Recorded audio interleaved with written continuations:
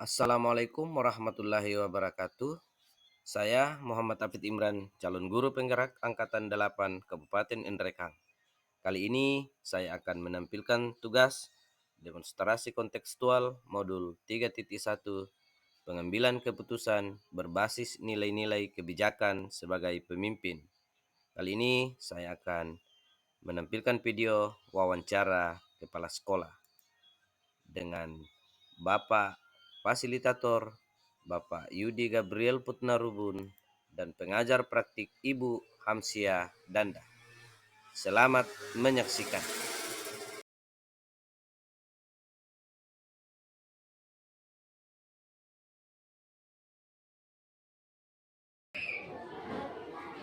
Assalamualaikum warahmatullahi wabarakatuh. Waalaikumsalam warahmatullahi wabarakatuh. Selamat pagi Pak. Pagi.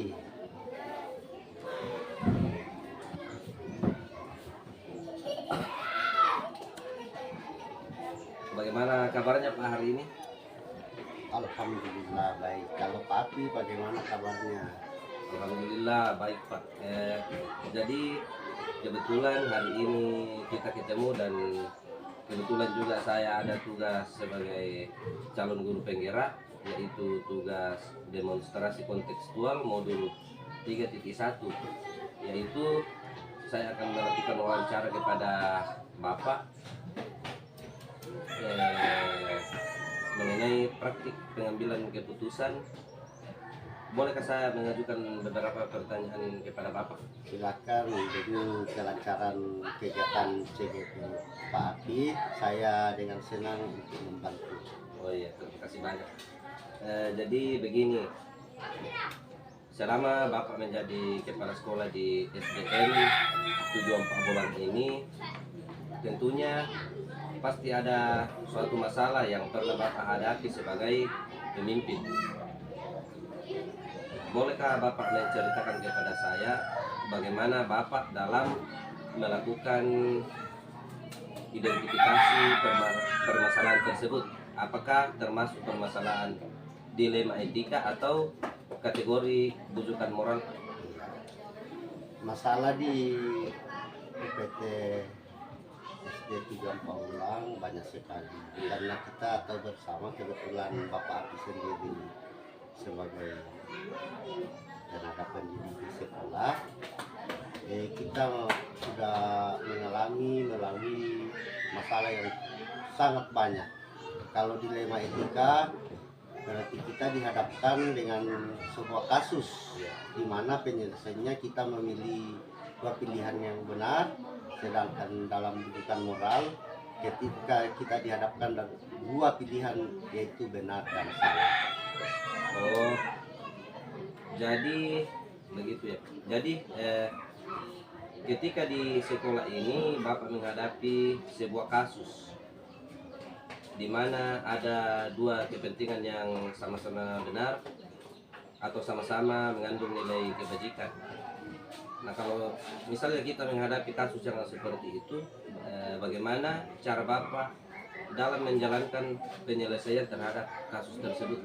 Oh begini Pak, biasanya saya menyelesaikan masalah saya selaku penanggung jawab di sekolah senantiasa melibatkan semua stakeholder yang ada di sekolah, di mana semua pihak harus duduk bersama berembuk untuk menyelesaikan masalah tersebut. Di sini orang tua siswa biasa diwakili oleh komite sekolah, dan saya juga biasa memanggil tokoh-tokoh masyarakat, di mana dapat memutuskan yang terbaik bagi semua pihak dalam kasus di mana ada dua pilihan yang sama-sama benar atau sama-sama mengandung nilai kebijakan atau kewajiban. Hal terpenting yang perlu dilakukan adalah memastikan bahwa semua pandangan dan kepentingan dapat diterima dan dipahami dengan baik, serta mencari solusi terbaik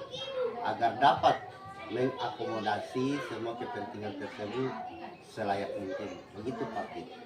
Oh iya, jadi cukup menarik apa yang Bapak jalankan selama ini dalam menghadapi kasus-kasus seperti kasus dilema etika. Jadi yang intinya di sini adalah kita harus berkolaborasi dalam setiap penyelesaian kasus tersebut ya Pak. Kemudian pertanyaan selanjutnya adalah langkah-langkah seperti apa yang Bapak lakukan selama ini dalam menghadapi kasus-kasus dilema etika tersebut? Oh, yang saya lakukan selama ini dalam menentukan keputusan dalam menyelesaikan sebuah kasus dilema etika, yang terlebih dahulu kita pastinya mengecek terlebih dahulu kebenaran kasus, apakah kasus ini ada atau tidak. Kemudian dikonfirmasikan dengan semua pihak yang terlibat, kemudian diidentifikasi dan menganalisis kasus. Selanjutnya saya melakukan koordinasi dengan semua stakeholder yang ada di sekolah, maksudnya semua pihak yang berkepentingan, agar saya dapat segera mengunci pengambilan keputusan, dan yang terakhir menetapkan keputusan tersebut dengan catatan begini Pak Pit. Saya selalu mengambil keputusan melalui kegiatan musyawarah, di mana keputusan saya tetapkan dari pendapat yang paling banyak, maksudnya suara terbanyak. Oh iya, jadi pengambilan keputusan itu harus dilakukan secara musyawarah dengan mendengarkan apa namanya tadi itu Pak? Mendengarkan pendapat-pendapat atau suara-suara yang terbanyak begitu. Begitu dari semua pihak. Nah, selanjutnya selama ini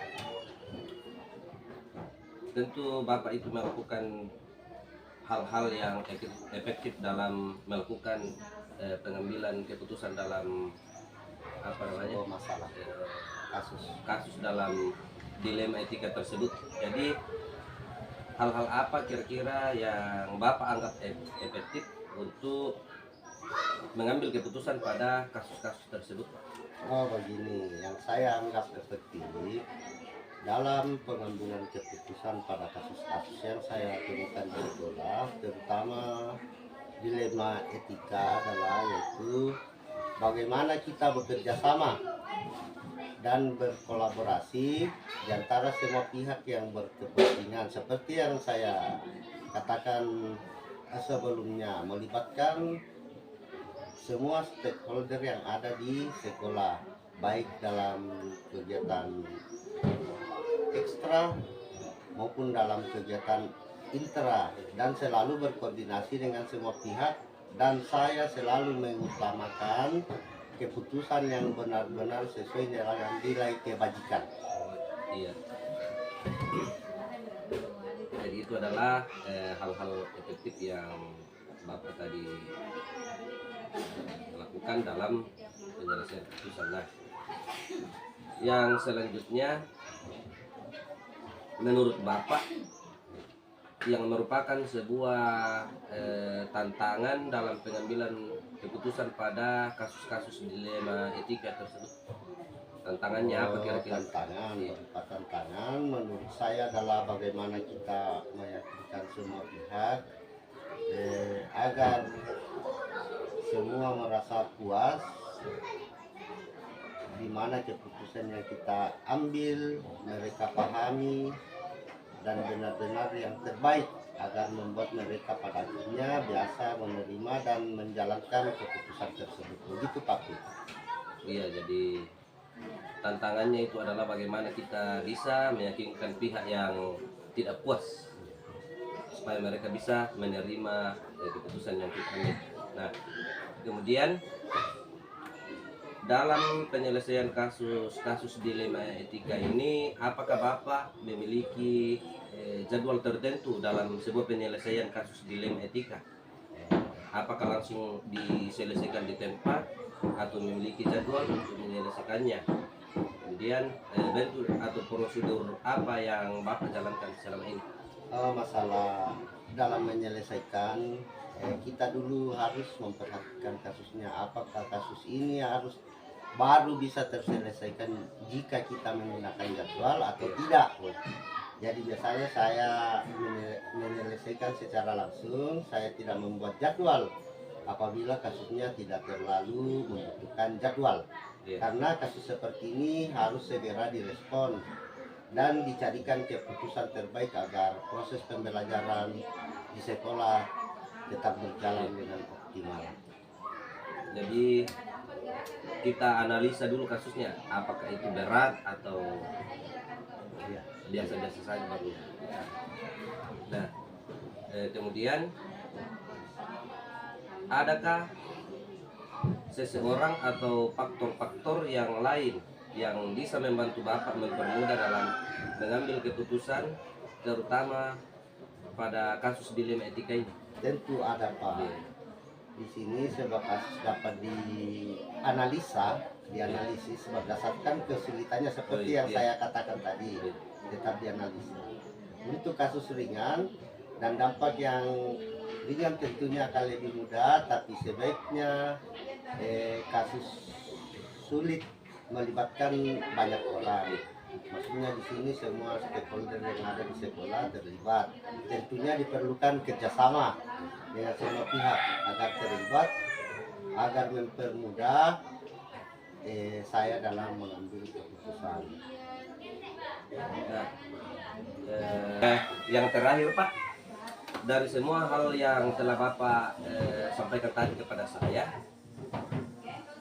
pastinya ada pembelajaran yang dapat dipetik dari pengalaman Bapak dalam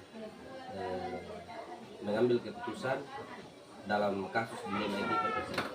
Nah, intinya hal yang paling penting adalah kebersamaan dan kolaborasi, hilangkan rasa ego, lebih berempati, mendapat berdasarkan keputusan kita pada nilai-nilai. Jangan lupa Pak Apit, kita sebagai seorang guru tetap berpedoman pada aturan-aturan yang sudah ditentukan oleh pemerintah, baik dari pusat maupun daerah, agar keputusan kita pada nilai-nilai kebajikan, dan tentunya kita harus tetap fokus dan segera mungkin mengambil sebuah keputusan agar tidak terjadi kecemburuan antara yang benar dan yang belum kita ambil keputusannya. Maksudnya di sini dua-duanya berkepentingan, tapi biasanya yang kita utamakan yang memang urgent. Jadi begitu cara pengambilan saya dalam menghadapi dilema etika. Jadi intinya adalah dalam kasus dilema etika itu kita harus mengutamakan kebersamaan, kerjasama dan kolaborasi dengan ya. Luar biasa sekali pengalaman Bapak mengenai pengambilan keputusan yang Bapak bagikan kepada saya. Saya ucapkan banyak terima kasih Pak atas waktunya. Semoga Bapak selalu diberikan kesehatan bersama dengan keluarga. Assalamualaikum warahmatullahi wabarakatuh. Waalaikumsalam warahmatullahi wabarakatuh.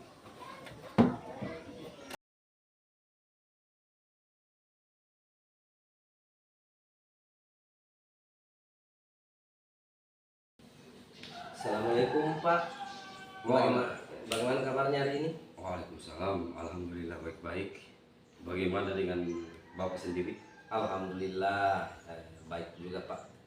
Kebetulan hari ini kita ketemu di sekolah Bapak ini, dan kebetulan juga saya ada tugas sebagai calon guru penggerak, yaitu tugas demonstrasi kontekstual modul 3.1, yaitu mewawancarai tujuan sekolah adalah Bapak Agus, kepala sekolah. Berkaitan dengan praktik pengambilan keputusan, bolehkah saya mengajukan beberapa pertanyaan kepada Bapak? Ya, silakan. Dengan senang hati saya akan membantu Bapak dalam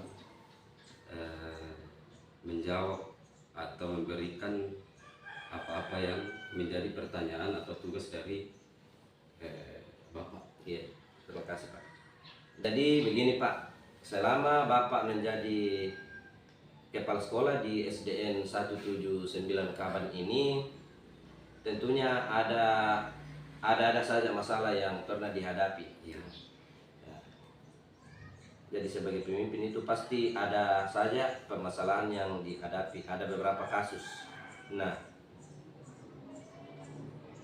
bisakah Bapak menceritakan kepada saya bagaimana cara Bapak dalam melakukan identifikasi permasalahan tersebut? Apakah termasuk kasus dilema etika ataupun kasus bujukan moral? Ya, terima kasih Bapak Imran. Selama saya berada di SDN 179 Kawan kurang lebih 3 tahun, berdasarkan kasus-kasus yang pernah saya dapati di sekolah, Ya. biasanya terjadi dua pilihan, yaitu etika dilema, dilema etika dan bujukan moral. Ya, jadi untuk mengidentifikasi dilema etika di sini karena di situ adanya pilihan dua yang sama-sama benar. Iya. Ya. Dan untuk bujukan moral juga ada pilihan yang satu benar dan yang satu salah. Oh. Ya. Sehingga untuk mengidentifikasi antara dilema etika dan bujukan moral perlu dilihat dari tipe kasus dan pilihan yang muncul. Ya, begitu Bapak Imran. Oh, jadi ketika di sekolah ini Bapak menghadapi sebuah kasus di mana ada dua kepentingan yang sama-sama benar atau sama-sama mengandung nilai kebajikan. Ya. Bagaimana cara Bapak dalam menjalankan kasus-kasus tersebut ketika ada dua kepentingan yang sama-sama benar? Ya, jadi terima kasih. Jadi selama ini dalam menjalankan pengambilan keputusan, jadi biasanya kalau di sekolah itu diadakan musyawarah bersama dengan guru, kemudian dengan komite, dengan orang tua, wali murid yang ada kasusnya. Iya. Iya. Oh, jadi begitu. Iya. Jadi musyawarah itu dilaksanakan agar mendapat pertimbangan-pertimbangan dari seluruh stakeholder yang ada di sekolah, dari dewan guru, dari komite, dan dari masyarakat atau orang tua di sekitar sekolah tersebut. Jadi intinya di sini bahwa untuk menghadapi kasus harus kita berkolaborasi dan bekerja sama. Menarik sekali apa yang Bapak jalankan selama ini dalam menghadapi kasus-kasus tersebut. Yang intinya adalah kita harus berkolaborasi. Iya. Nah, kemudian pertanyaan selanjutnya adalah langkah-langkah seperti apa yang Bapak lakukan selama ini dalam menghadapi kasus-kasus dilema etika? Jadi langkah-langkah yang biasa dilakukan di sekolah yaitu dengan mengidentifikasi akar permasalahan kasus itu. Iya. Kemudian dikonfirmasikan kepada semua pihak yang ada di sekolah, termasuk warga sekolah semuanya. Kemudian menganalisis kasusnya dan melakukan musyawarah dengan semua stakeholder atau yang berkepentingan dalam pengambilan keputusan tersebut. Oh, jadi dicari dulu akar masalahnya, Cari dulu akar masalahnya, musyawarahkan dengan pihak-pihak yang terlibat. Betul sekali. Kemudian selama ini hal-hal apa saja yang Bapak anggap efektif dalam pengambilan keputusan pada kasus-kasus dilema etika? Ya, biasanya di sekolah hal-hal yang dianggap efektif